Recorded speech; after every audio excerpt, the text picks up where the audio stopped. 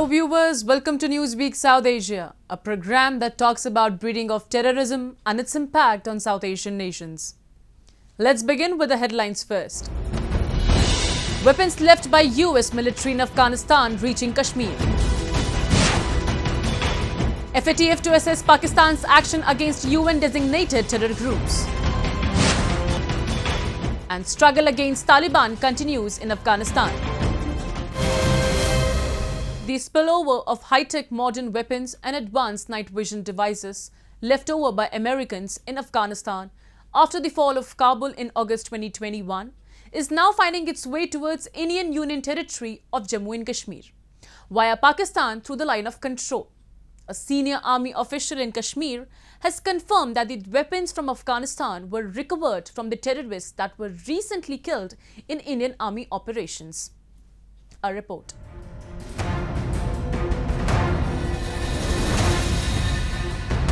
Most terror groups thrive on propaganda, inflammatory speeches, and training videos. One such video was released by PAFF, the People's Anti-Fascist Front, a new terror outfit in Kashmir. Reports say it is a shadow group of Jaish-e-Mohammed. Ignore the rest of it and just focus on the weapons that these terrorists are carrying. They look too advanced as they are American rifles, the M249 light machine guns, M4 carbine rifles, FN509 tactical guns, and M1991 pistols. So how did these terrorists get them from Afghanistan? The large cache of arms and ammunition that the USA had left behind in Afghanistan have now found their way to Kashmir in India, as the Pakistan-backed terrorists operating in the valley are seen using such weapons. A senior army official has confirmed that Afghan terrorists are now infiltrating into India, and American weapons from Afghanistan were recovered from the terrorists that were recently killed in Indian army operations.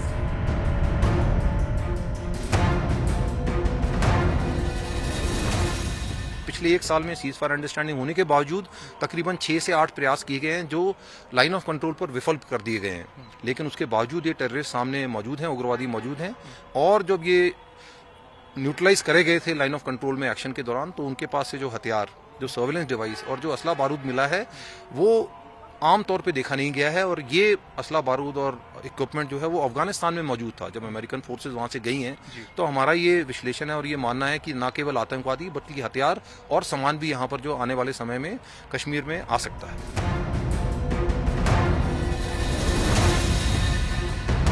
According to reports, there were more than 6 lakh small arms left behind in Afghanistan. These include rifles, machine guns, pistols, grenade launchers, and rocket-propelled grenades. Apart from this, surveillance equipment, radio systems, drones, night vision goggles are also included in all this. It is believed that the leftover arms and ammunition are being sold openly by the Taliban in Afghanistan. The terror groups from Pakistan are buying these weapons and ammunition from the Taliban and sending them across the border to Kashmir Valley. The defense analyst in India had always predicted that the arms and ammunition will fall into the hands of terror groups operating from Pakistan. Even in the 2008 election campaign, while talking about the Afghan war, Joe Biden had raised concern that the left-behind weapons in Afghanistan could be used to kill civilians in America.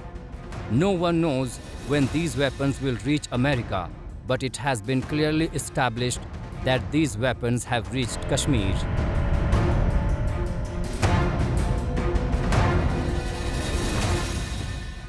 How we end this war.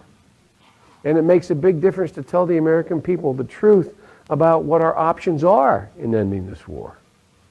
If tomorrow the order goes out from I'm President of the United States, I issue an order, end the war today, begin to withdraw all American troops.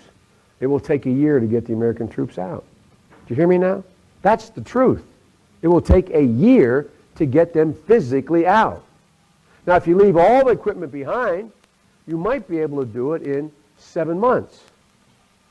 And you leave those billions of dollars of weapons behind, I promise they're going to be used against your grandchild and mine someday.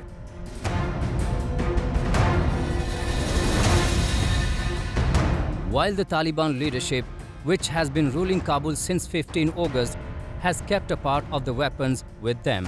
They have handed over many of these weapons to the Pakistan army. Sources said that the transfer of weapons to the Pakistan military was amongst the most prominent topics that were discussed when Pakistan's intelligence agency ISI's chief Faiz Hamid flew to Kabul in the first week of September last year. Some of these weapons are now being carried by Pakistan army personnel who are posted in the restive Baloch region, where a separation movement is going on for decades. And many of these guns and rifles are being used by the jihadi groups in Kashmir. The developments after Kabul's takeover have changed the terror equation in Kashmir. However, Indian security forces are capable and well equipped to deal with the terrorists, even if they possess such advanced weapons.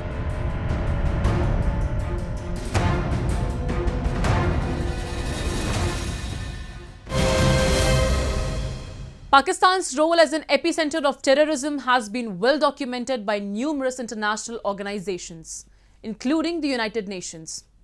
Time and again, Islamabad has been warned by these organizations on terror charges, and on many occasions, Islamabad has been exposed globally on terror financing.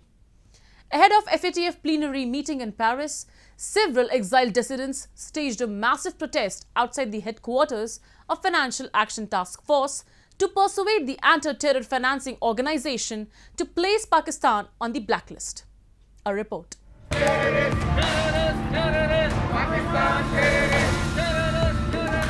Echoes of terrorist, Pakistan resounded outside the headquarters of the Financial Action Task Force in France. Exiled Baloch, Pashtuns, Uyghur and Hong Kong communities living in Paris staged a massive protest and urged the watchdog to blacklist Islamabad. Over the past 13 years, Pakistan has been placed on the grey list thrice. According to a recent report of the International Forum for Rights and Security, Pakistan is eye-washing Financial Action Task Force by making fulfilling compliance at a time when Pakistan continues to remain an epicenter of terrorism and other criminal activities. Pakistan has been on the FATF grey list since June 2018, and it continues to be on the list after the FATF found many strategic anti-money laundering and combating the financing of terrorism deficiency in the country's system. Experts believe that Pakistan is likely to slip into the blacklist of the terrorist and anti-money laundering watchdog for non-compliance. FATF का इजलास होने वाला है और उसमें again यही होगा drama कि पाकिस्तान को हम एक और मौका देते हैं और ये और वो. मेरी भविष्यवाणी है, पेशिंग वही है कि पाकिस्तान ग्रे लिस्ट में ही रहेगा, ना पाकिस्तान ब्लैक लिस्ट में जाएगा, ना पाकिस्तान लिस्ट से निकलेगा. ये एक पॉलिटिकल एजेंडा है, वरना किसको नहीं पता कि पाकिस्तान टेररिज्म में किस हद तक इन्वॉल्व है. पाकिस्तान घुटने घुटने तक टेररिज्म में फुल्ली इन्वॉल्व है और उसके आप यूँ समझ लें कि पाकिस्तान में जितने टेररिस्ट ग्रुप हैं, फ्रेंचाइजीज़ हैं ISI की, हाफिज़ सईद ले लें, जैश मोहम्मद के मसूद अज़हर हैं, दूसरे हैं सारे, वो अफ़गानिस्तान और पाकिस्तान में भरपूर टेररिज्म करते हैं. किसको नहीं पता, लेकिन नहीं पता अगर तो FATF को नहीं पता. For years, Pakistan has been deceiving the Financial Action Task Force by pretending to take action against internationally designated terrorist groups and their financial networks, but only on paper. Pakistan has adopted a three-pronged approach to get out of the FATF watch list. The first prong is to make a show of acting against the UN-proscribed individuals and organizations to fulfill its high-level political commitment. The first prong is to make a show of acting against the UN-proscribed individuals and organizations to fulfill its high-level political commitment. The second prong is Pakistan playing the victim card by trying to blame its predicament on India. The third prong of the Pakistani strategy has been to launch a propaganda offensive that is aimed to pressure, even shame, the FATF to cut some slack for Pakistan. Before the FATF meeting in February 2020, the Pakistanis realized that their old book wasn't working and needed to be tweaked. They had to do something more to deceive the world.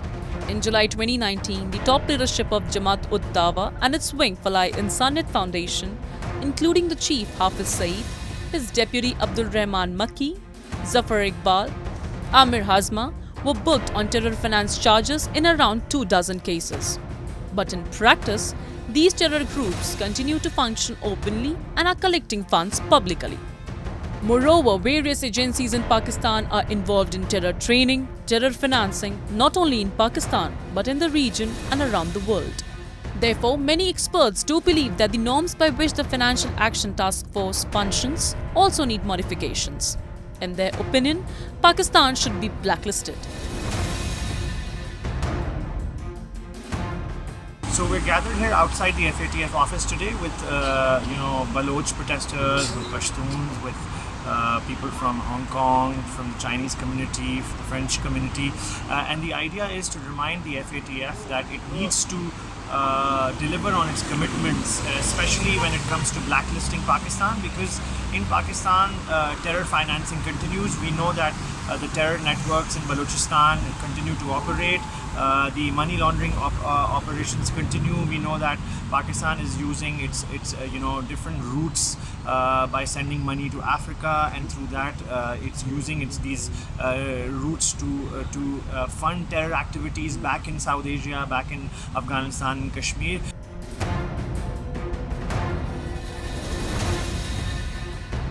With Pakistan's continuation in the grey list, it is increasingly becoming difficult for Islamabad to get financial aid from the International Monetary Fund, World Bank, Asian Development Bank and the European Union, thus further enhancing problems for the debt-ridden nation, which is in a precarious financial situation.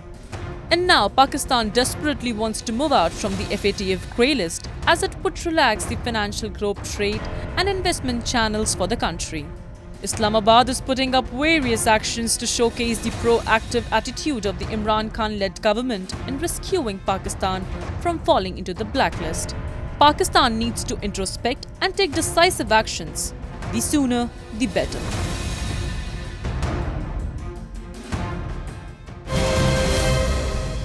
After Kabul fell to the Taliban on August 15, 2021, Panjshir province remained the lone defiant holdout, with the resistance forces led by Ahmed Massoud fighting against the Taliban.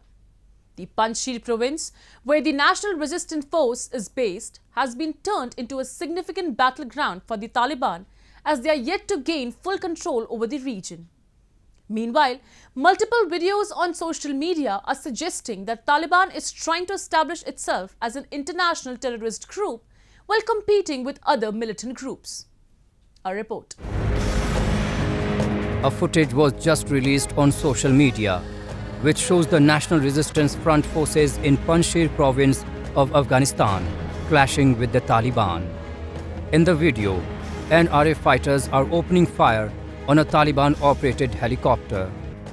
Panjshir province, where the National Resistance Front of Afghanistan is based, has turned into a significant battleground for the Taliban.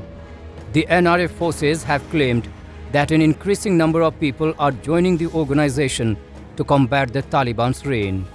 Taliban have also scaled up its attack against the NRA forces, and one of the video clips shows Taliban helicopters patrolling the hideouts of the National Resistance Front. The interesting thing is that NRA forces claim that these helicopters were being flown by Pakistani pilots, with the Taliban themselves directing the pilots. The Taliban knows that they have command over the highway that goes through Panjshir and nothing else. The Panjshiris are waiting in the mountains. They are carrying out attacks from time to time, guerrilla attacks from time to time, to harass the Taliban. So the Taliban is taking help from the Pakistanis, Pakistani special forces where the Pakistani is concerned, trying to do things. They have got drones. They have been trying to do things, but given the terrain, it's next to impossible because the population does not support the Taliban. So once the Taliban leaves, because they will not climb up the mountains to engage with the NRF, once they leave, and they will have to, because during the winter months, it becomes difficult for you to stay there. Once they leave, the Northern Alliance or the NRF will come back and recapture whatever the Taliban possesses right now. The resistance forces have continued to counter the Taliban's August 15 takeover. Just weeks ago, the fighters of NRF had issued a video message to the people of Afghanistan, urging them to not be silent. The struggle against the regime is essential, as the Taliban is trying to establish itself as an international terrorist group while competing with other terrorist groups. In a viral video, Taliban Minister for Promotion of Virtue and the Prevention of Vice proudly says no group has carried out as many suicide attacks as the Taliban. In another video, Taliban's Interior Minister Siraj Haqqani can be seen claiming that only he had made 1,050 suicide bombers for their goals. The brutality against common people in the Islamic Emirate is as clear as a day to the whole world to see. Recently, a woman named Zainab Abdullahi was killed as a checkpoint in Kabul. People protested carrying her body in front of the governor's office, but unfortunately, it seems that no one is listening to them. In another incident, a man accused of adultery was publicly whipped by the Taliban in Afghanistan's southern Uruzgan province. People in Afghanistan have suffered enough. They need protection and peace now. To shore up the faithful, to basically build up support, what do? You advertise your terrorist activities. The fact that you are engaging in terrorism, specifically the kind of acts are described vividly. So a lot of people, basically the ones who are attracted towards this kind of activities, come to you. At the same time, somebody parallelly will say, we do no such thing. This is for the international community to tell them, look, we are not engaged in terrorist activities. So they are mobilizing terrorists while at the same time ensuring that there is a legal basis for them to say that we are not terrorist organizations at all, and therefore we should be recognized. This has been going on for quite some time now, I think over 2 decades. Unfortunately, we find that the international community still falls for it, and that is why Pakistan and its proxies, in this case the Islamic Emirate of Afghanistan, is practicing it. Common Afghans are paying heavily for both Afghanistan's conflict and its abrupt end in Taliban victory. To abandon the Afghan people now would be a historic mistake. Urgent steps must be taken to address the looming humanitarian crisis in Afghanistan and stave off economic collapse. Even if the assets are unfrozen, humanitarian aid doubles and triples, it will not be enough to mitigate, let alone avert the crisis that Afghanistan is seeing. No matter how much Afghanistan is provided, still there is a crisis that is sliding to become a catastrophe.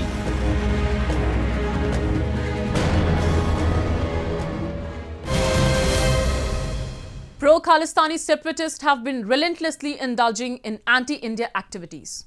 They are misusing all its state's mercenaries to push in terrorists and provoke anti-India sentiments to disrupt peace and harmony in India. Exposing these nefarious agendas of Khalistan, law enforcement officials of India busted a target-killing module backed by International Sikh Federation and handlers based abroad with the arrest of its 4 operatives.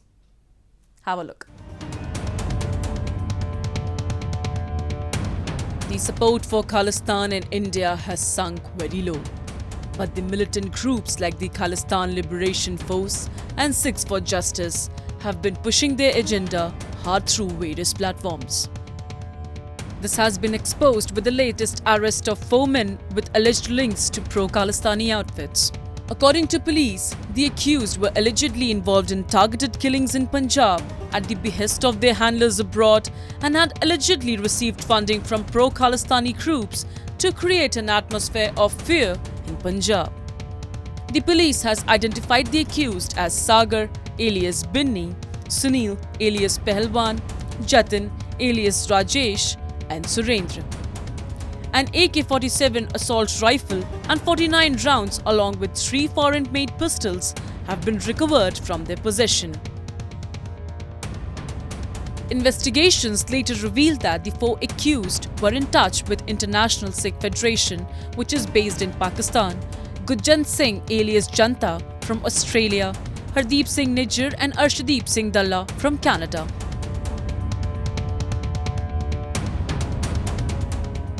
In the recent farmers' protest, we have seen that there were Khalistan flags and slogans of Khalistan and banners of Khalistan that were coming up. Now, though the mainland of Punjab, we have not seen of late many people coming out openly for Khalistan, but then the very fact that Pakistan is sending arms and ammunition through drones into Punjab, they are crossing the IB and coming to Punjab, and they are being dropped. And we have also seen that there have been arrests made in Sonipat. There was an arrest made where 3 men were arrested for links with the Khalistan outfit. The foreign countries are fueling this Khalistan movement. They don't want this Khalistan movement to die down, and they want this to keep flaring up, and they want a free Khalistan from India.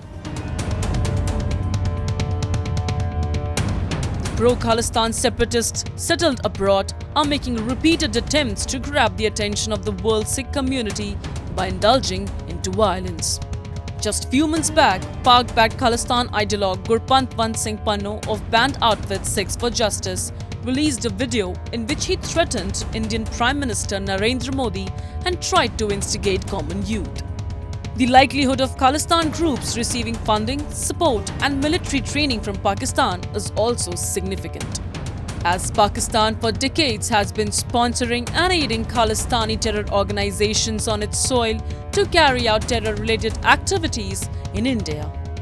Indian diaspora has been continuously facing threats from such brainwashed Khalistani sympathizers who are being funded by ISI. The first thing that the security forces should do is increase a lot of intelligence. The intelligence sources should give apt information, and they are giving apt information. Immediately taking action against them and giving a big blow to Pakistan, because Pakistan is backing these Khalistani terrorists, and they are fueling this entire movement. And plus also give a very, very loud and a firm voice to the world to stop fueling any kind of terror activities in the country, may it be Khalistan or may it be any terror activity in Kashmir. New generation in Punjab has totally rejected pro-Khalistani separatist malicious propaganda and has opposed any such move that divides people along with lines of faith. Hence, those supporting Khalistan movement should now understand that it cannot achieve its goal of forming a new separatist Khalistan either through conventional war or through other conspiracies.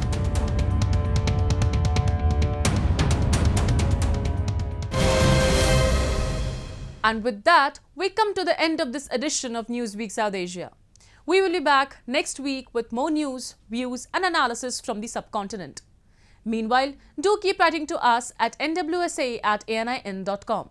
This is Shivangi Mishra signing off on the behalf of the entire production team of Newsweek South Asia. Goodbye and take care.